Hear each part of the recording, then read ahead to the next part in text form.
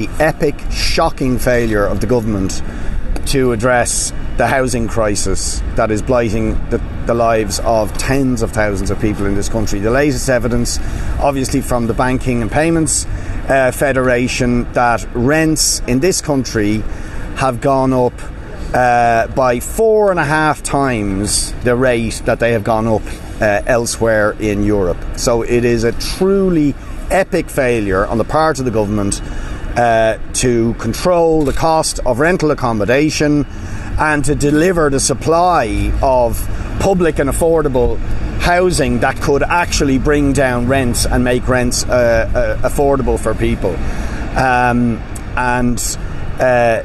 One of the elements that we really want to highlight very strongly in all of this is that, clearly what we're seeing is catastrophic market failure, that the dependency of the government on private developers to solve the housing crisis is failing utterly.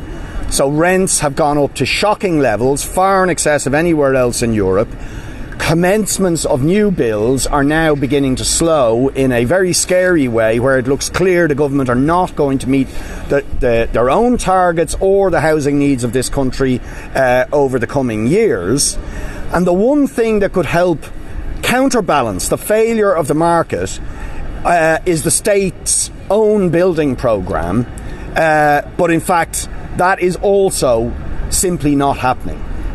In particular, in local authority bills, I'll be pointing out to the Taoiseach or whoever's taking leaders' questions today that the 4 Dublin local authorities have delivered in the first half of 2022 0 council houses. Not a single council house in the first half of 2022. And this really reveals the big lie that the government have been telling people, that they are ramping up the delivery of public housing. Truth is, in the epicentres of the housing crisis, most particularly in Dublin where the crisis is worse, local authorities built nothing at all in the first half of this year. And it is also the case that Dublin City Council have less local authority housing stock than they had in 2017. Another shocking fact: we have less council houses in Dublin City than we had 5 years ago. So despite all the nonsense and bluster and talk by the government that they were going to ramp up the delivery of public and affordable housing, the key agency that could and should be doing that, the local authorities, are doing absolutely nothing to ramp up the supply of public and affordable housing that is necessary to deal with the crisis. So we will be saying, really, that as we face into the coronation of the new Taoiseach on December the 17th, that what we need is not a change of Taoiseach, but we need a change of government. And given the absolutely dire failure of the government to address the ever-worsening housing crisis, we will be urging people to join the Cost of Living Coalition demonstration that will be happening outside the Dáil on the day of the coronation of the new Taoiseach, Leo Varadkar. The failure that has been identified in terms of rental accommodation shooting through the roof in cost coincides exactly with the period that Fine Gael have been in government. So it's really just, inexplicable that Leo Varadkar thinks, after 11 years in power of total failure on the most serious crisis that this society faces in terms of housing, the affordability of rents and house prices, that anybody could have any confidence that this new Taoiseach is going to make any difference whatsoever.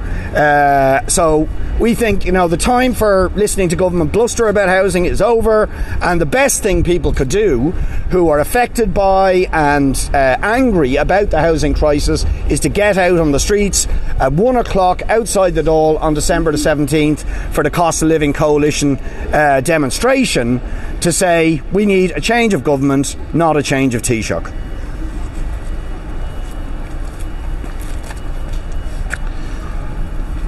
We're going to stick with the housing crisis. Today is the 100th anniversary of the foundation of the state, and once again now we have the starting up of the mass emigration of young people.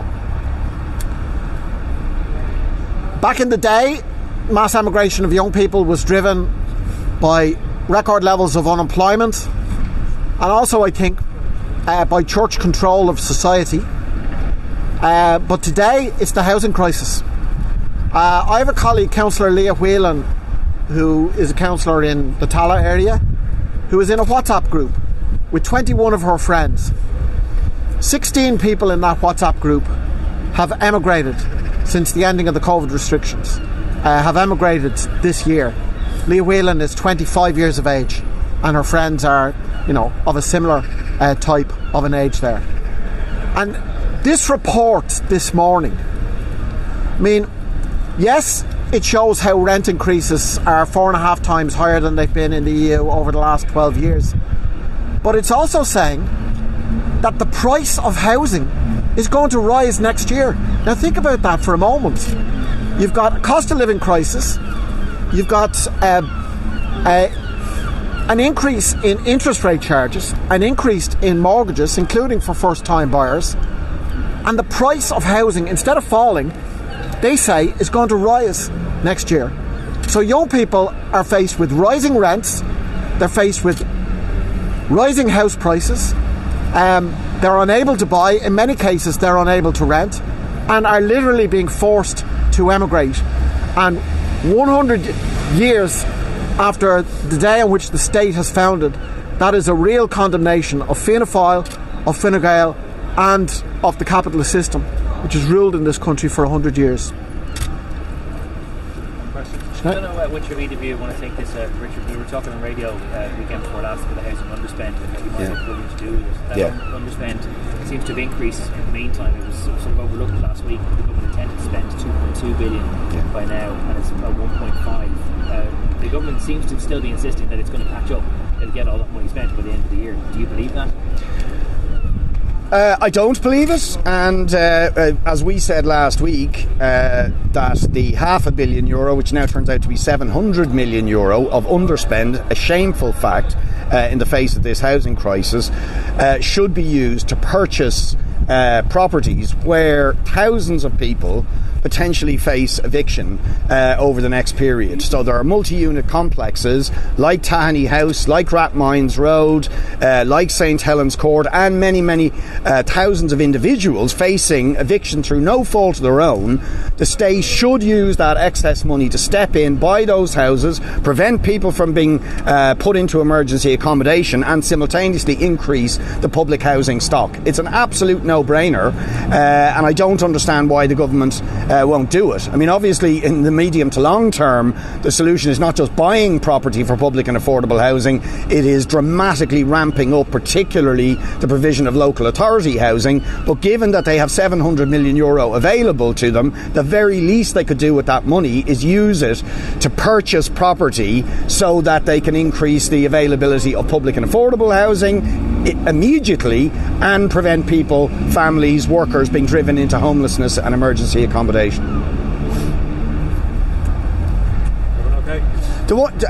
other thing I might just mention, seeing as we're on the housing team, I'll bring it up a little bit later this evening probably, is there's some very serious questions emerging about the pilot scheme around Homes for Life. I don't know if people are aware of this scheme. It was a scheme that was piloted a number of years ago for mortgage to rent. What I understand, and I'm going to be putting these questions to the government over the next few days, is that Homes for Life effectively cornered the market on mortgage to rent by offering very high prices to purchase homes where people were in mortgage arrears, and then had arrangements with local authorities to where the local authorities would pay Homes for Life the rent. So it was a sort of golden lease. But it appears, or at least it has been alleged to me, that they were overpaying in order to corner the market of mortgage to rent, they were overpaying for these mortgages from vulture funds, but then didn't have the money to do the structural repairs and other repairs on defects in hundreds of homes that they bought. And that as a consequence of that, as it became clear that the repairs were not being done, which they were obliged to do, that money being paid to them by local authorities is now being stopped. So now I have to get all of this confirmed, but just to flag it, if that is the case, if local authorities and possibly the housing agency have stopped paying the rent, then that means, first of all, potentially hundreds of people are in unsafe properties. Secondly, it means that hundreds of people who were, if you like, protected from losing their homes through being part of a mortgage to rent scheme are now left in limbo, so we don't know what potentially could happen to those people, or people who were promised that they were going to be brought into the pipeline of Homes for Life are now left in limbo. So it could be, tragically, yet another dimension to the failure of government policy to address another aspect of the housing crisis. So I'll be asking questions to the Minister about that over the course of the week, and I would keep an eye on it as we could see possibly the very serious developments around Homes for Life.